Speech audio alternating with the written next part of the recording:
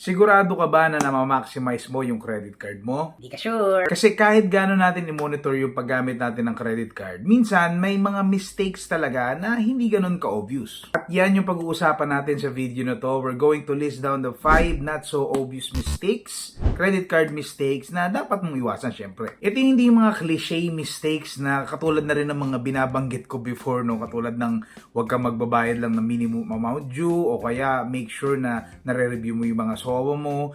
Ito yung mga mistakes na minsan talagang hindi natin nakikita ng madali. Number 1 not so obvious mistake na usually ginagawa ng tao, ako including na dyan, is yung paggamit ng maling credit card sa isang spending. Though itong mistake na to, usually nag-a-apply siya sa mga tao na mayroong multiple credit cards. For example, meron kang Security Bank Complete Cashback Credit Card na mas maganda ginagamit mo sa grocery spending, sa mga utilities, and sa iba pang mga essential spending. Pero, usually, ginagamit mo siya sa dining, sa shopping. But while doing that, meron kang Union Bank Rewards Credit Card na hindi mo ginagamit sa dining and sa shopping na sana nag-earn ng 3 times points. Kaya dapat alam din natin yung mga accelerators na tinatawag, no? Kasi sayang din yun, yung mga 2 times points, 3 times points. But then again, sabi ko nga, nag-a-apply lang to do sa mga tao na may multiple credit cards. So kung isa pa lang naman yung credit card mo, huwag mo masyadong isipin to. Pero kung guilty ka rito, one trick na pwede mong gawin is lagyan mo ng sticker yung credit card mo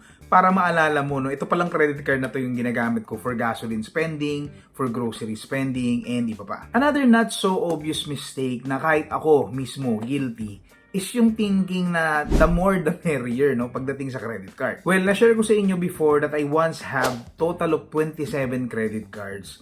Pero ngayon, syempre, binaba ko na yan exponentially. So, ano bang thinking, no? Ako personally, ang thinking ko, mas maraming credit card, mas malaki yung available credit limit ko na kung may kailangan man akong paggamitan, meron akong available. Kasi in reality, kapag marami kang credit card, kasi nga gusto mo, malaki yung available credit limit mo, napakaraming credit card din yung kailangan mong i-manage. Isipin mo, 27 credit cards, iba-iba, imo-monitor mo yung SOA, imo-monitor mo yung due date, imo-monitor mo yung total amount due kung kailan mo kailangan bayaran. Diyan din papasok yung not so obvious mistake number 1 natin, no, na hindi mo alam.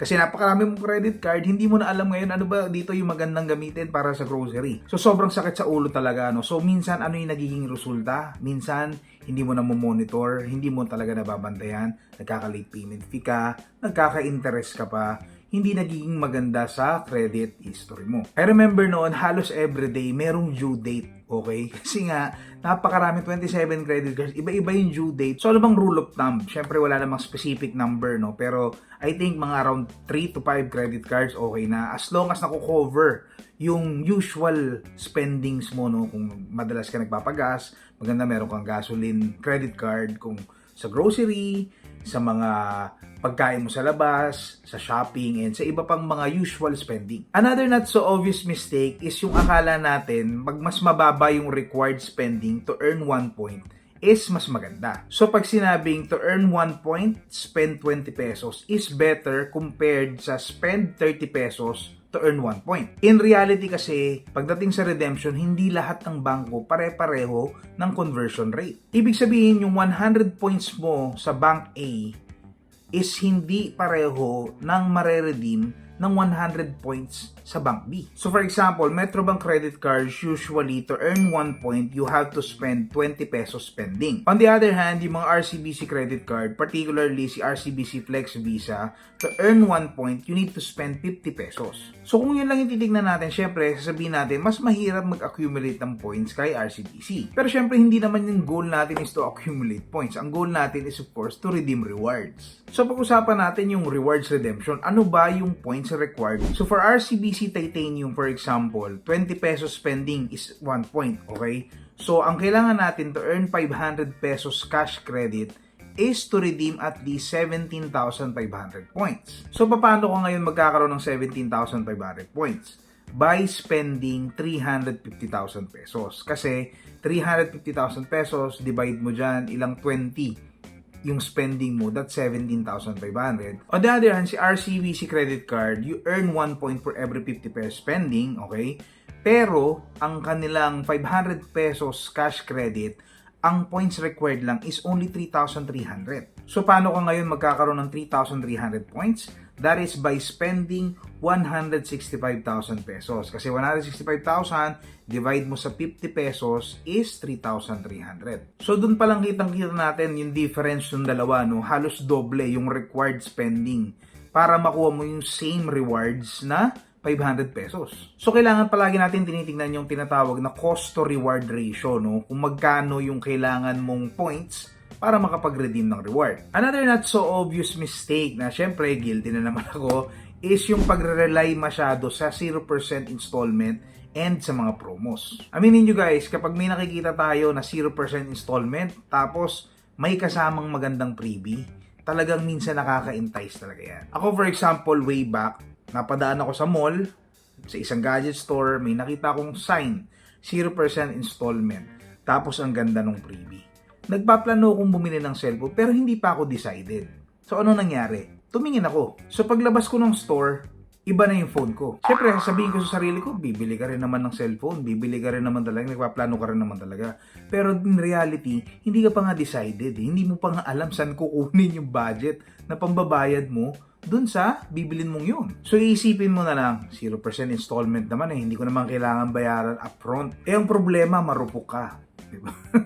So sa rupok mo, napadaan ka na naman sa ibang store. At napa 0% installment ka na naman. Hanggang sa nagkapatong-patong na. So kahit 0% installment yan, kung hindi mo naman kayang i-sustain yung monthly amortization ng lahat ng binili mo, di wala din, hindi mo rin kakayanin. Naku, lalo na yung mga freebies na yan, no? Ako meaning ko, talaga naman maganda yung mga promos, di ba? Maganda naman talaga na pag may bibilin ka, kunin mo na yung may magandang promo kasi sayang naman, di ba? The problem is minsan, hindi ka pa nga decided, wala pa nga yung budget mo, gusto mo nang bilhin kasi sayang yung promo. Huwag natin kakalimutan na syempre, yung mga bangko, yung mga merchant, talagang minsan ginagawa nila talagang enticing yung mga promos nila, yung mga freebies nila para syempre mapabili ka. So ano bang sagot dito? So syempre, yun nga, kapag wala pang budget, huwag mo munang bilhin, no? Huwag mo munang tumingin as much as possible. Kasi iba pag may credit card ka, you have the power to advance it. So ikaw na ngayon yung mag-handle sa sarili mo na huwag ka nang lumapit dun sa tukso, kumbaga. Pero syempre kung nandiyan na yung budget mo, decided ka na talaga, alam mo na yung bibilin mo, then by all means, maghanap ka 0%. Mag-store hopping ka pa, no? At tanungin mo sa mga merchants, sino sa inyo may pinakamagandang freebie? Diyan ako bibili. Our next not so obvious mistake is, masasabi ko na proud ako na parang hindi ko naman nagagawa tong mistake na to. Ito yung pagtitake advantage. Talaga pag-take advantage, talagang kailangan hindi ka nagkakamali, no? Nung cut-off dates. So para sa mga hindi nakakaalam, yung mga cut-off date natin, talaga namang pwede nating laruin, no? Pwede natin talagang i-maximize. So for example, yung cut-off date mo is every 15th of the month. So, ibig sabihin, for example, August 15. Pag nag-cut off ka ng August 15, ibig sabihin, yung SOA mo na naglalaman ng July 16 until August 15, yun yung lalabas na bill mo dun sa SOA mo. Then, usually, ang due date nun is after 20 days. So, kung August 15 plus 20 days, that is around a few moments later. September 5, mga ganun. So, pag kinumpute mo, let's say, yung transaction mo, ginawa mo ng August 14. Okay?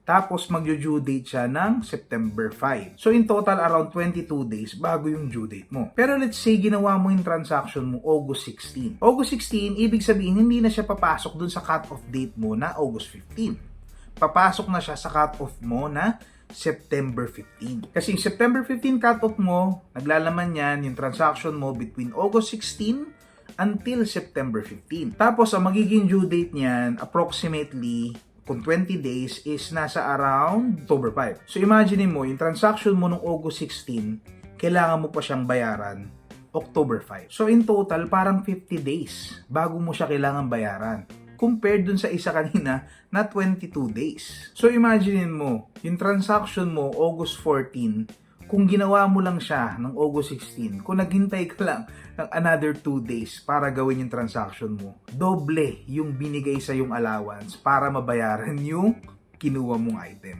So, napakagandang gawin ito, lalo na pag meron kayo mga big purchases na gusto mong medyo patagalin yung due date, no?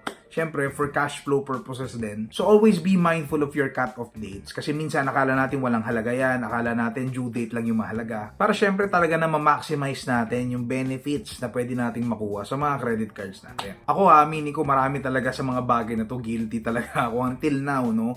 So ikaw, ano naman dito sa mga not so obvious mistakes na diniscuss natin, yung guilty ka? So share nyo naman sa comment section natin sa baba. So yun lang guys, no? So sana marami kayo natutunan dito sa mga not so obvious mistakes na pwede nating iwasan, no? So mas maganda, parang tips na rin siya kung tutuusin, di ba? Kasi na-maximize talaga natin yung ating credit cards natin kapag nasusunod talaga natin yung mga best practices, no? Yung mga ganitong klase ng mga tips, talaga nakaka-help din yan sa atin. Pero kung hindi man nakaka-help sa inyo, baka meron kayong kilala na makaka-help sa kanila, i-share nyo na lang din. So kung interested pa kayo sa ibang mga credit card tips, credit card hacks, para syempre ma-maximize natin yung mga credit cards natin, check nyo lang yung mga videos available natin. And syempre kung hindi ka pa nakakapag-subscribe, di ba? Syempre, subscribe ka na, no? And click mo na rin yung bell icon para pag may bagong video, syempre updated ka. And yun lang guys, no? I hope marami kayo natutunan. And kung marami kayo natutunan, I hope you like this video, click the like button, and of course, share this to your friends. Again, this is Raymond from Noy Finance, and I'll see you in the next video.